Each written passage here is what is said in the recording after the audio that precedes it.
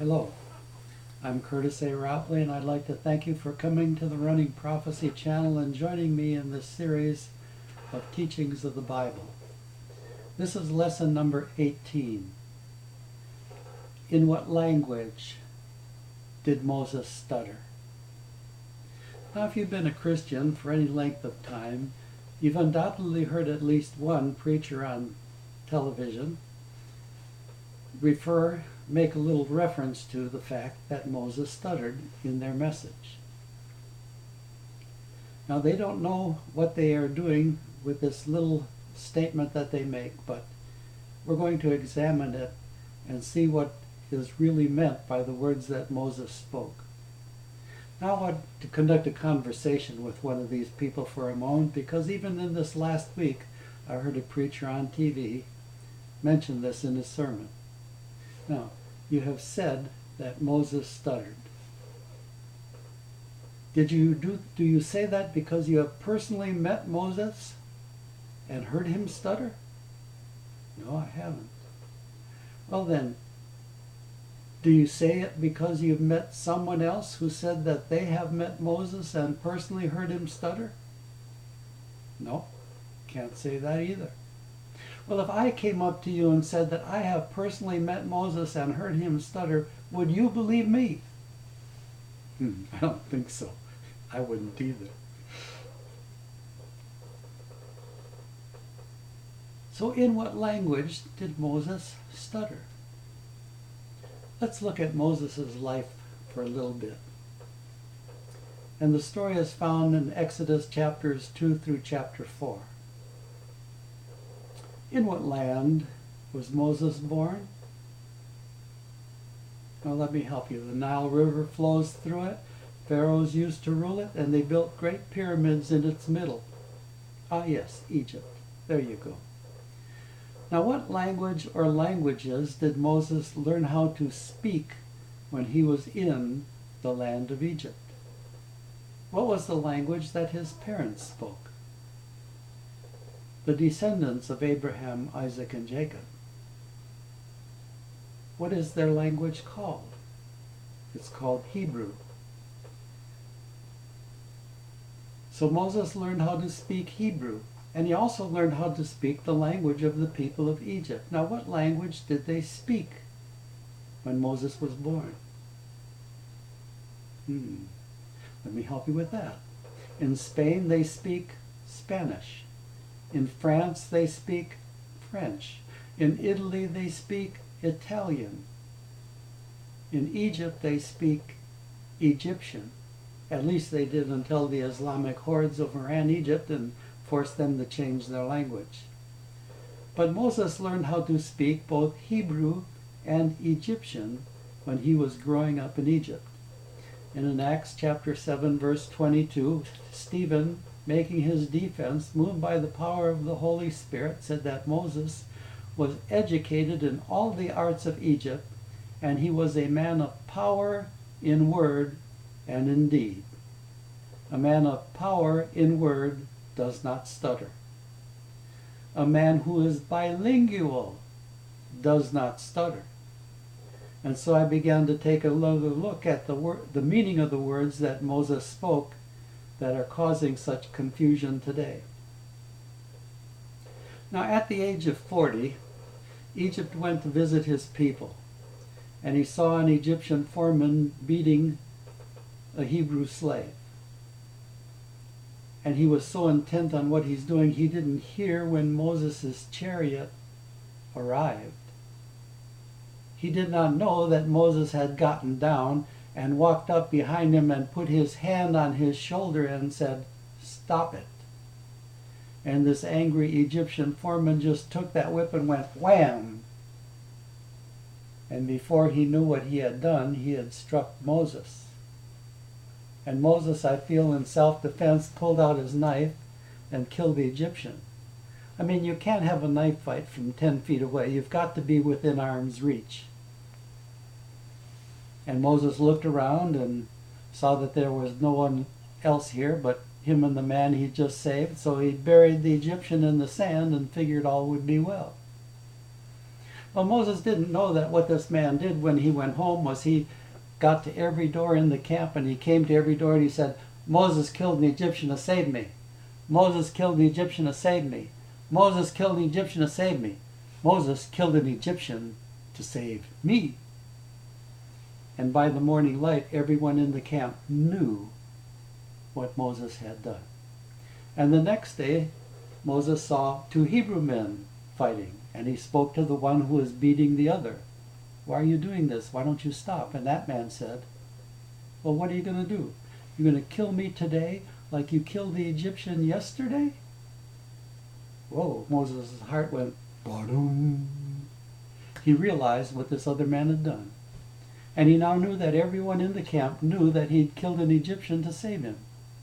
And now he knows that this is such common knowledge that it's impossible for the Pharaoh not to learn of it. And he knows when the Pharaoh learns of it, the Pharaoh's going to come and try to kill him. So Moses gets back on his chariot and heads out of Egypt. We don't know how long his horse lived or how long the chariot survived, but I'm pretty sure he wound up walking on the feet after a bit.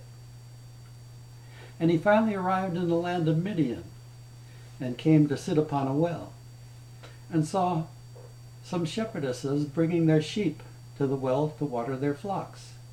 And then he saw another shepherd coming with his sheep, trying to drive them away and their sheep away from the well so that he could water his flock first. But Moses made that shepherd and the other shepherds stop striving against these women with the sheep, and rolled a stone off the well, drew the water to water the sheep, and the women went on their way when Moses sat back to rest again. And they got home, and their father said, who was Jethro, the priest of Midian, said unto them, how come you're home so early today? And they told him the story about what the Egyptian did. And now Jethro had a real problem on his hands. He knew that he had to find suitable suitors for his 7 daughters. And out there at the well, there was an Egyptian that had done a deed of note. So this man has got to be a man of strength and character. And he sends some of his daughters back to the well to fetch the man and bring him back home and invite him to supper and feed him. And Moses and Jethro got along very well. So well that as time passed, Jethro gave Zipporah, his firstborn daughter, to Moses as a wife. And so Moses was pleased to dwell there and to shepherd the sheep for Jethro in the wilderness. Now when Moses is 80 years old, he sees a bush up on the mountainside that is really glowing, like it's on fire, but there's no smoke coming off of it. And the flames are traveling to another bush, and they're not consuming this bush that is lit up on fire. And Moses says, I'm going to have to turn aside and go here and take a look at this sight. And as he arrives, a voice speaks to him. Take off your shoes, for the ground you are standing on is holy ground. And so Moses took the sandals off his feet. Now, in what language did that voice speak to Moses? Had to be Hebrew, right? That's the language of the God of Abraham, Isaac, and Jacob. The voice spoke to Moses in Hebrew. Now, one of the things that the voice told Moses to do was go unto the Pharaoh and say unto the Pharaoh, let my people go. Moses was a wise man. He knew that by the time he got from where he was to where the Pharaoh was, he could translate that to Egyptian. But he knew as soon as he got to where the Pharaoh was, that voice was going to say something else into his ear in Hebrew that he's going to have to translate to Egyptian in order to speak to the Pharaoh. And Moses said, I am slow of speech. It's been 40 years since I've spoken Egyptian, and I'm not fluent in that language anymore. That's what the words that Moses spoke meant.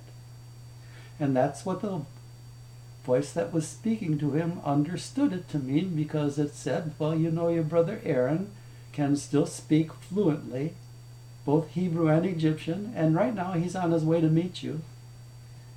And when he meets you, you tell him what I say in your ear in Hebrew, and he'll translate that to Egyptian to speak it to the Pharaoh.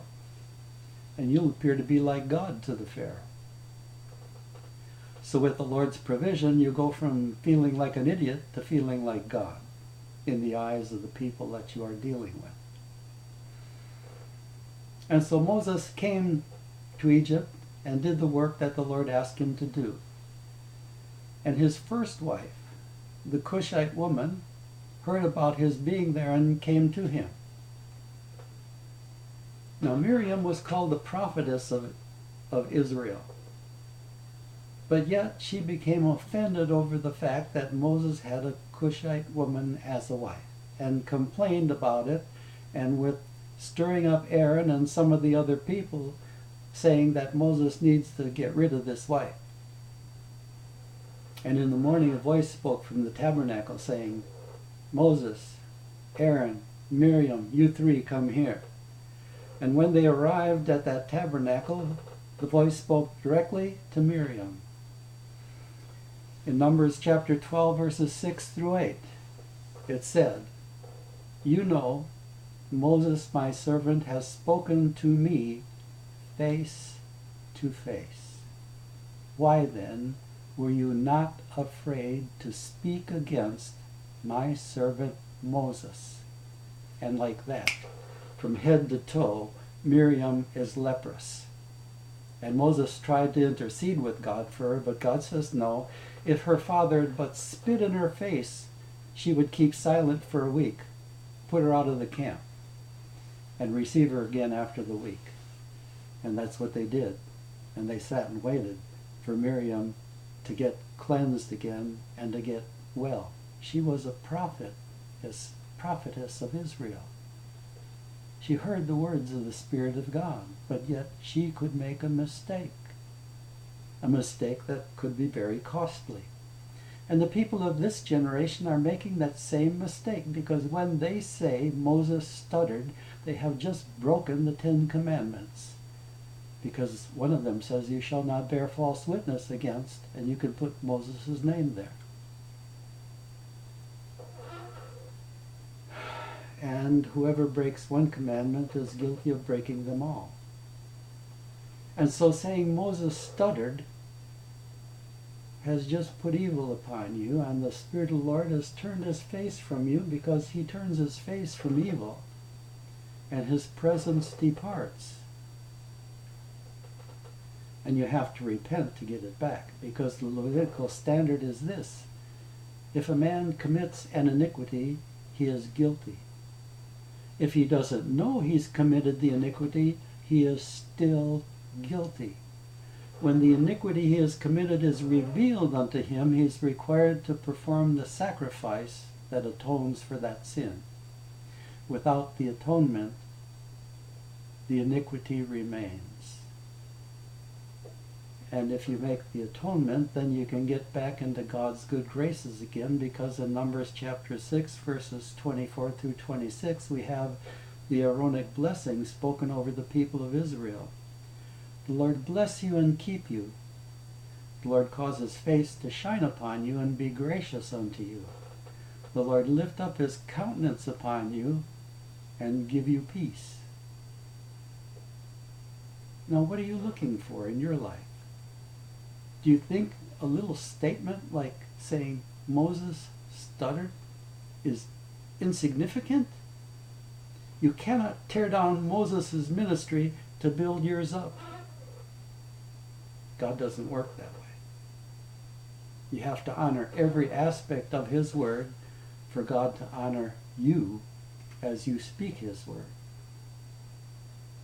So I hope today you've learned the language in which Moses did not stutter.